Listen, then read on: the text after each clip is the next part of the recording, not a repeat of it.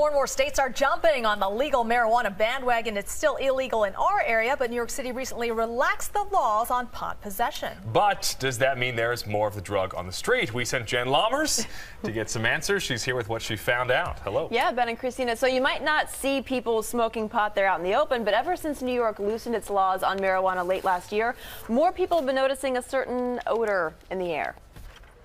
You know, I smelled it the other day, but I didn't take any notice of it. You know, sometimes kids. I've seen it coming from both adults and kids and teenagers. At Carl Schurz Park near Gracie Mansion, walkers and joggers say they've been smelling pot a lot more now than they used to. Usually when I cross the street, so I don't know, one of these blocks, I've no idea. I do smell it a lot, especially in this park. Same story elsewhere, on the jogging paths, in the parks, or even just walking down the street.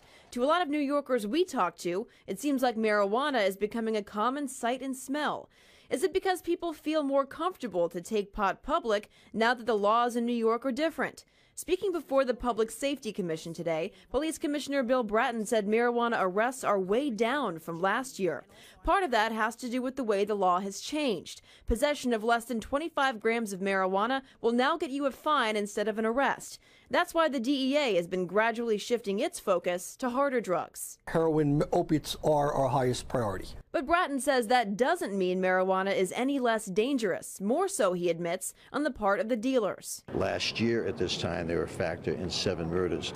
What I was noting is that marijuana is a causal factor in some of those murders. While the DEA and Commissioner Bratton wouldn't say if the new law has emboldened people to smoke pot in the open, psychologist Jeff Gardier says that as marijuana laws change, so will the attitude of those who might be on the fence about trying it. I think what you're going to see are people who are going to experiment perhaps a little bit more.